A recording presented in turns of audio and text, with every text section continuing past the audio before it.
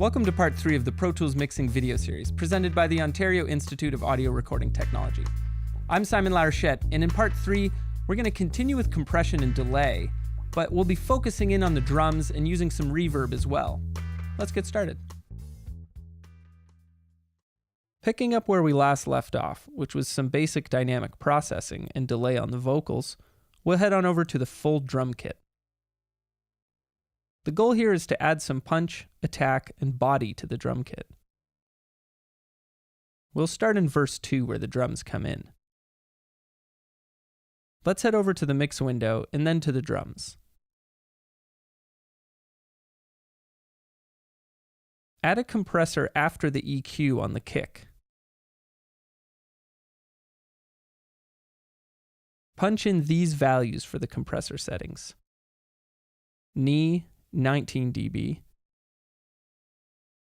ratio 6.1 to 1, attack 6.1 milliseconds, release 29 milliseconds, gain 6.7 dB,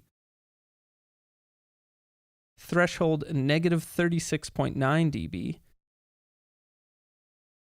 and the sidechain LF in at 213 Hz. Important parameters to pay attention to are the attack and release. We don't want it too fast, which would knock down the attack of the kick. With the release, we don't want it too long. A long release would stretch the sustain and make the note hang around too long. The tempo is too fast for a long sustain on the kick. Also, the knee doesn't need to be super aggressive, so the setting is closer to the soft knee area. Listen back with the compressor engaged and bypassed.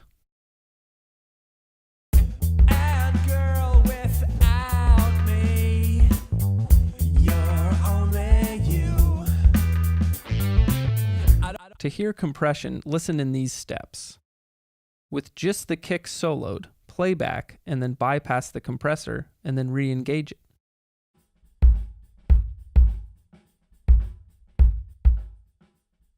Next, let's solo only the drums. Play back.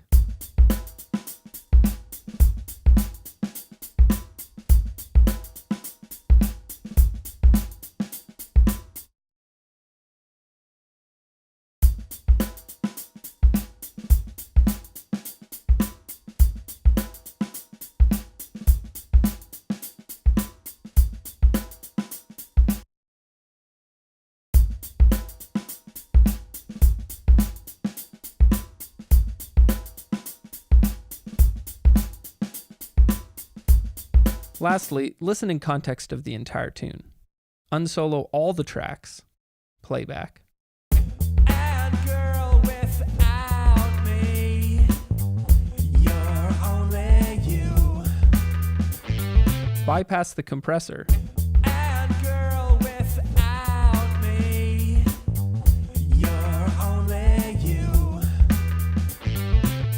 And then re-engage.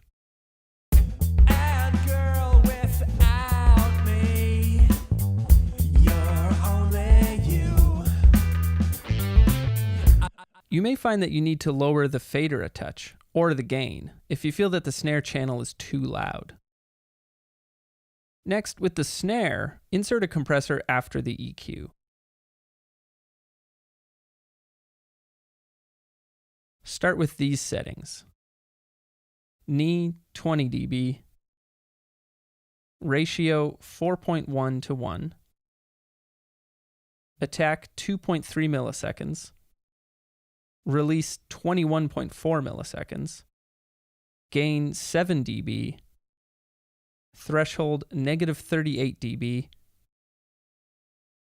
and sidechain HF in set to a bell at 3.9 kHz. As with the kick, in order to hear the compression, listen in these steps.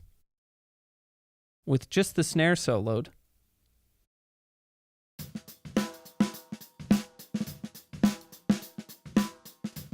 bypass the compressor,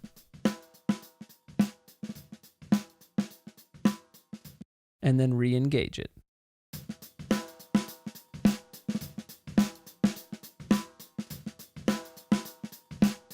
Then solo only the drums, bypass the compressor, and re-engage.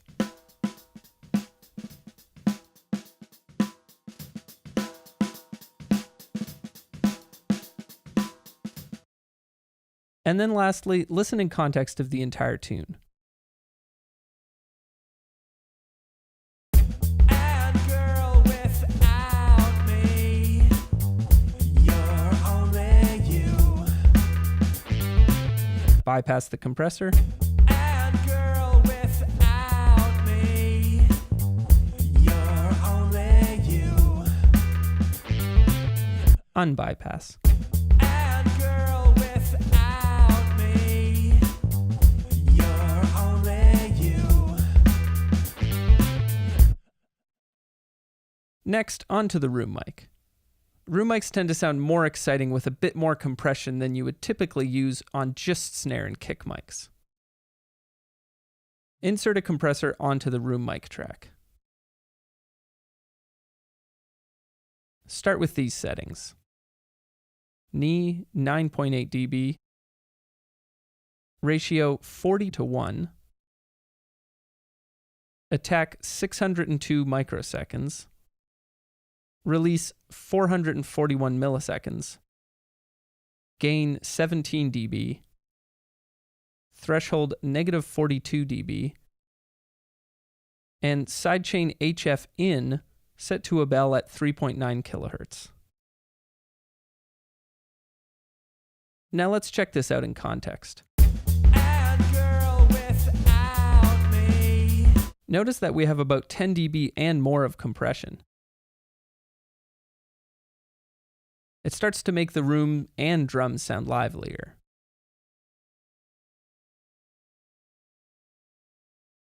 Now let's craft the sounds further with some EQ post-compression on the room mic. Insert an EQ03 after the compressor. Start with these settings. HPF at 18 dB per octave, set to 26 Hz. And we'll set the low frequency band to a bell shape with 6 dB of gain at 92 Hz with a Q of 0.88. With the LMF, we will subtract 8.2 dB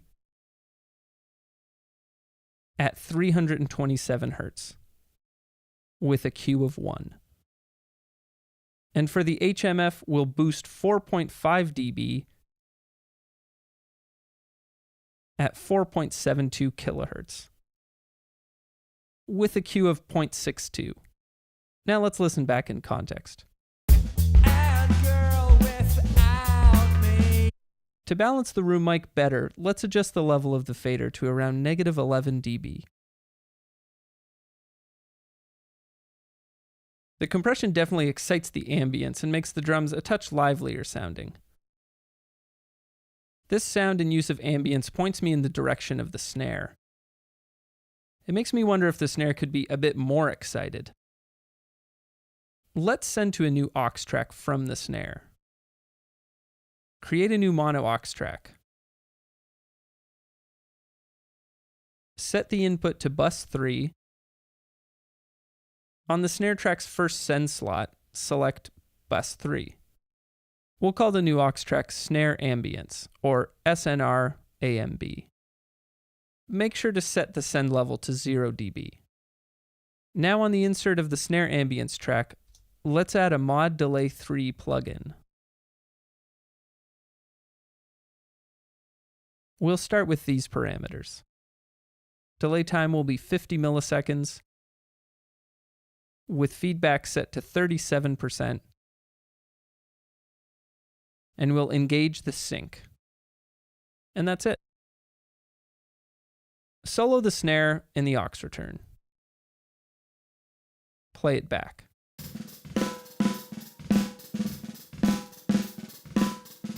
It's pretty spastic sounding, and there's too much low end coming through. To get rid of the low end, let's add EQ1 after the reverb. Set the type to high pass, and we'll set the frequency to 215 Hz. Play back and listen again with the EQ inserted. Let's bypass and re-engage.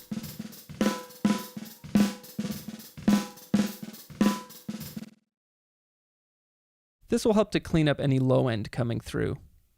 The low end on that track can make things sound a little muddy.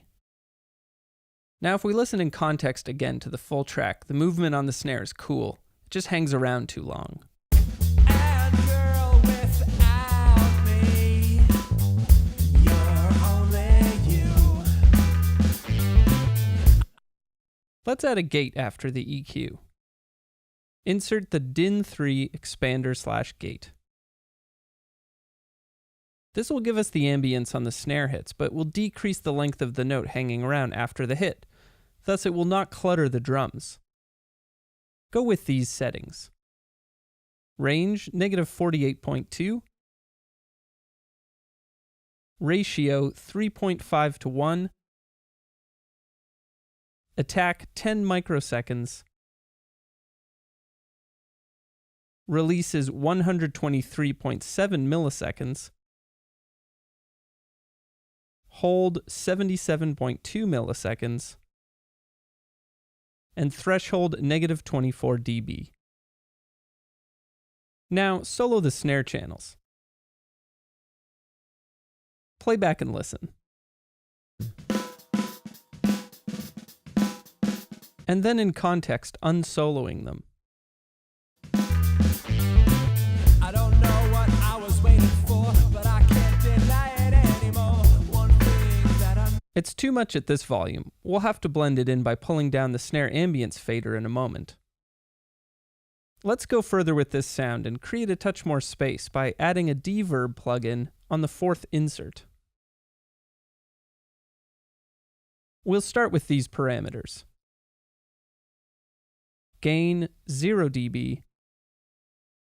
Reverb type is plate.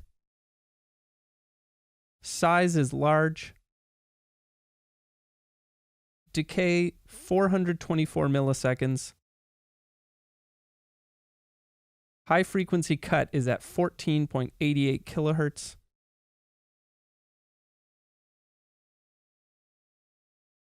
Diffusion 31%.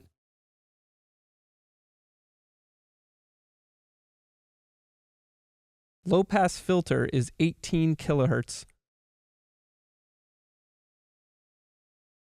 And mix at 44%. Let's solo all the drum channels and listen back.